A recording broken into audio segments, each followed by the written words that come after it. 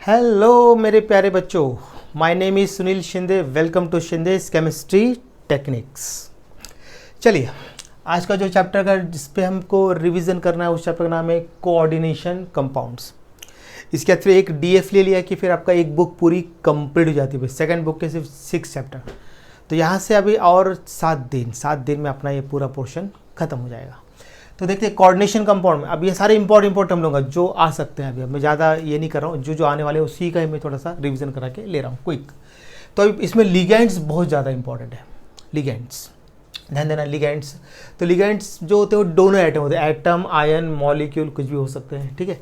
तो इसका क्लासिफिकेशन याद है कि मोनो और यूनिडेंटेड, फिर पॉली और मल्टीडेंटेड, और तीसरा होता है एम्बीडेंटेड लिगेंड। 3 है। तो मोनो और यूनिडेंटेड लिगेंड मतलब इसमें सिर्फ एक ही डोनर एटम होगा, एक ही लोन पेयर करेगा डोनेट। जैसे कि अभी अमोनिया में नाइट्रोजन सिर्फ एक ही डोनेट करने वाला है, ठीक है। वाटर में 2 लोन पेयर है लेकिन 2 नहीं कर सकता, वो सिर्फ एक ही करता है, ठीक है। यहाँ कन्फ्यूज होते बच्चे। यहाँ पे देखो माइनस चार्ज एक है, मतलब क्या ये लोन पेयर। देखो यहाँ पर माइनस चार्ज मतलब 3 लोन पेयर है, करेगा वो एक ही। यहाँ पे साइनाइड वजह से एक दिखाया ऐसा, तो ये डोनेट करेगा ऐसा इस टाइप। मोनोडेटेड सिर्फ एक ही लोन पे। अब पॉली और मल्टीडेंट मतलब 2 या 2 से ज़्यादा डोनेटिंग आइटम होंगे इसके अंदर, ठीक है ना। अब जैसे मैंने लगा EN शॉर्ट लिखा है, शॉर्ट एब्रीविएशन EN मतलब इथाइलिन डायमाइन। तो इसमें देखो 2 नाइट्रोजन आइटम, देखो ये 2 डोनेट यहाँ से करे, और इसको हम चिलेटिंग लिगैंड बोलते हैं। क्या बोलते हैं इसको? Chelating ligand. और ये क्या बनाते हैं? चिलेट कंपाउंड बनाता है। चिलेट कंपाउंड जो होता है वो आपके ऑर्डिनरी जो रहते हैं ना कोऑर्डिनेशन कंपाउंड, उससे ज़्यादा स्टेबल होता है ये ध्यान रखना ज़रा। फिर मैंने DMG मतलब वो मैंने इंपॉर्टेंट 3 एग्जांपल लिए यहाँ पर है। एक लिया इथाइल डायमाइन, DMG और EDT है। ये सब चिलेटिंग लिगैंड। बाइडेंटेड से चिलेटिंग, बाई ट्राई ये सब तो आपके बाई वाले सारे सिलेबस पे। तो बाइडेंटेड लिगैंड जो भी होंगे वो chelating ligand, ring like compound बनाते हैं वो। जैसे देखो DMG, इसमें देखो नाइट्रोजन 2, इसमें -1 चार्ज है DMG में, ठीक है ना। ये न्यूट्रल में आ जाएगा। अब ये EDT है, इसमें -4 चार्ज होता है EDT में। तो इसमें देखो 1 2 3 4 ऑक्सीजन और 2 नाइट्रोजन, मतलब 6 डोनेटिंग लिगैंड है। तो ये हेक्साडेंटेड हो गया, ये बाइडेंटेड हो गया, ये बाइडेंटेड हो गया। क्लियर है? ये 3 एग्जाम इंपॉर्टेंट है उसके लिए, बाकी दूसरे आप देख लीजिए सिंपल से।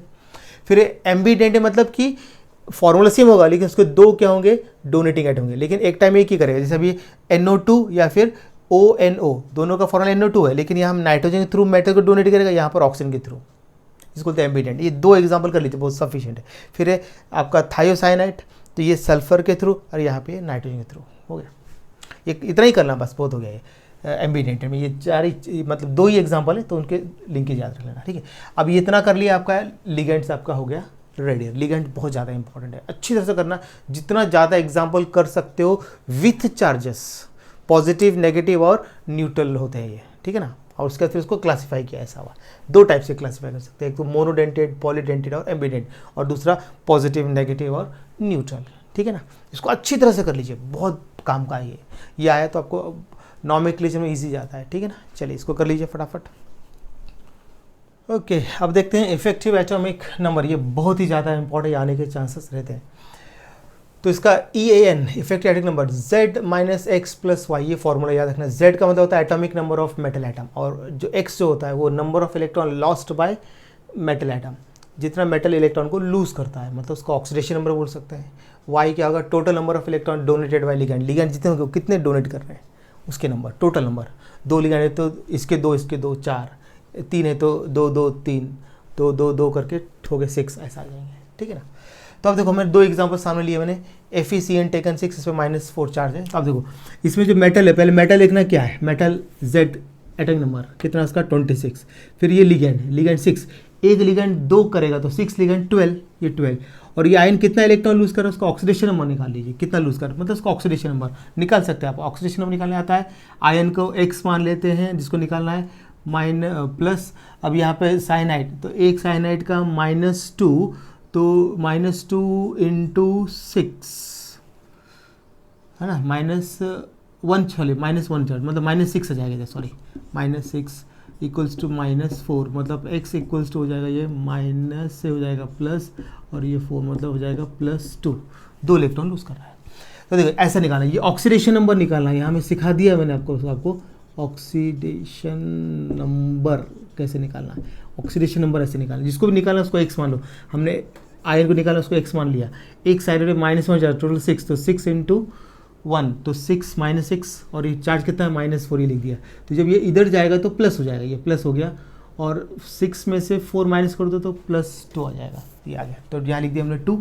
उसके बाद फिर यहाँ पर y मतलब क्या लिखा हम लोगों ने, टोटल नंबर ऑफ इलेक्ट्रॉन, तो 12 है, क्योंकि एक साइनाइड 2 इलेक्ट्रॉन को 6 साइनाइड 12 को हो जाएगा। तो अभी इसमें से माइनस कर दो तो 26 - 2 24, 24 + 12 36। अब इसका भी ऐसे करना है। कोबाल्ट का एटॉमिक नंबर कितना है, 27 है, ठीक है ना। अमोनिया यहाँ पर सॉरी कोबाल्ट का ऑक्सीडेशन नंबर निकाल लीजिए कितना है, यहाँ निकाल रहा हूँ मैं ऑक्सीडेशन नंबर, ठीक है ना, ON लिख देता हूँ। तो अब देखो इसको x मान लिया है, प्लस ये क्या है, न्यूट्रल है, न्यूट्रल मतलब 0, ये 0 हो गया। फिर इक्वल्स टू कितना है, +3, मतलब यहाँ पे x का आ गया आपका +3 चार्ज, तो +3 इलेक्ट्रॉन लूज हो गया।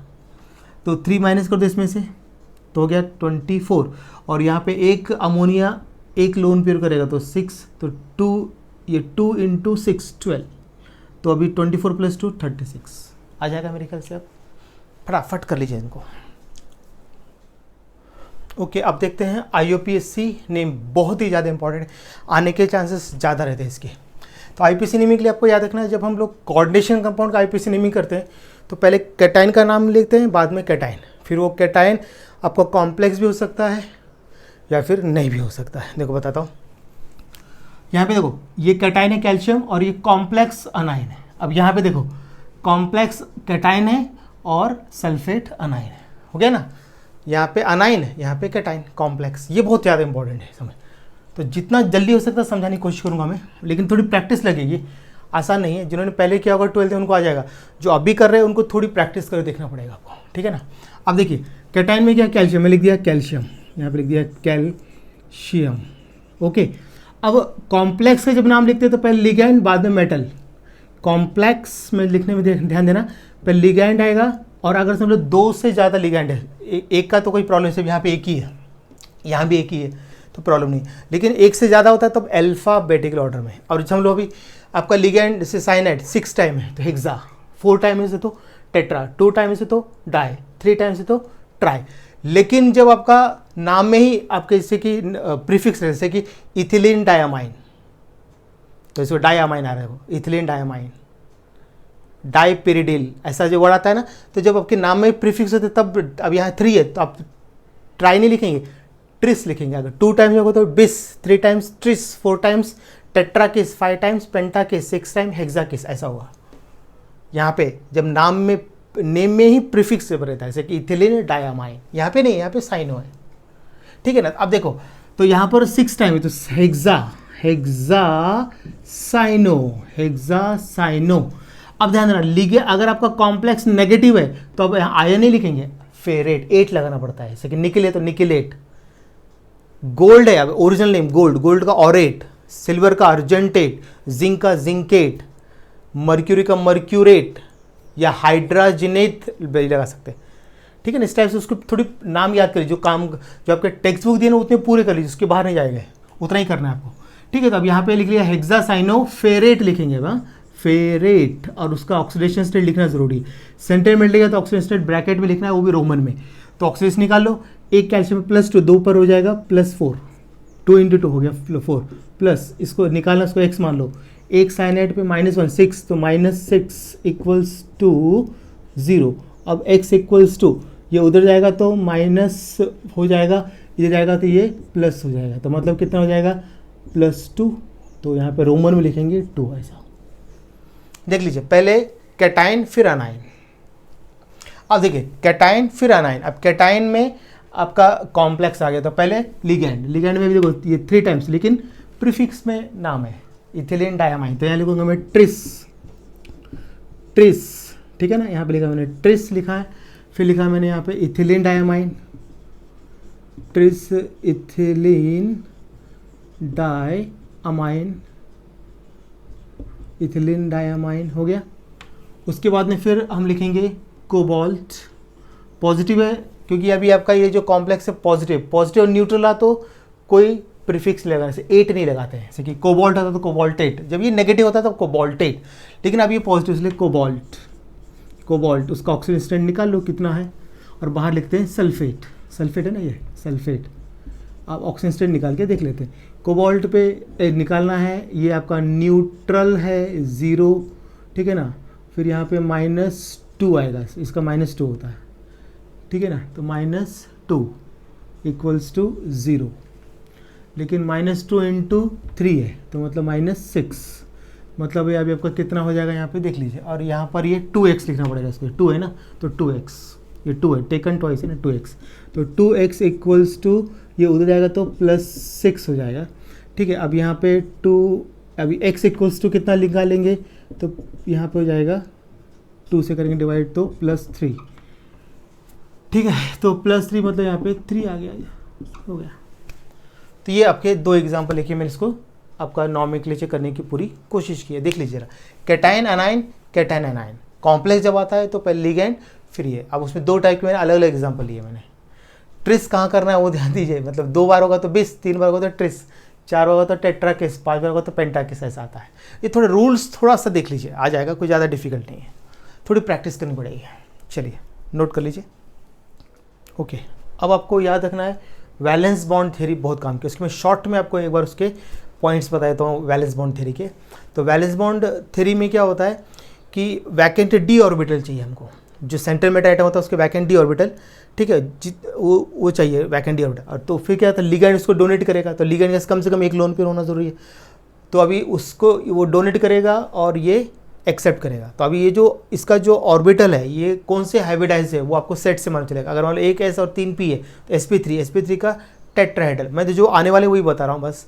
उसके बाद फिर dsp2, देखो अगर sp3 है तो कैसा होता है टेट्राहेड्रल, ये आपको याद रखना है टेट्राहेड्रल। और अगर आपका dsp2 है तो स्क्वायर प्लेनर होगा, ये स्क्वायर प्लेनर। और अगर आपका sp3, इसको ऐसे लिख सकते हैं, देखो sp2d, ठीक है ना।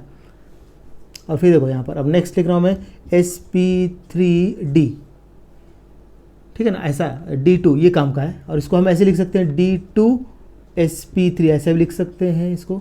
तो इसका होता है आपका कैसा ऑक्टाहेड्रल, बस ये 3 ही काम कर रहे थे ज़्यादा, आपका ऑक्टाहेड्रल मैंने लिख दिया, ये काम के बस, इसके अलावा कोई दूसरा आएगा भी नहीं, टेट्राहेड्रल या स्क्वायर प्लेन या फिर ऑक्टाहेड्रल, बस बाकी कोई आपके इसमें कॉम्प्लेक्स ही नहीं है, ठीक है ना। ये शॉर्ट में ऐसा आपको याद रख लेना, ये थोड़ा सा आपको थ्योरी, ठीक है ना।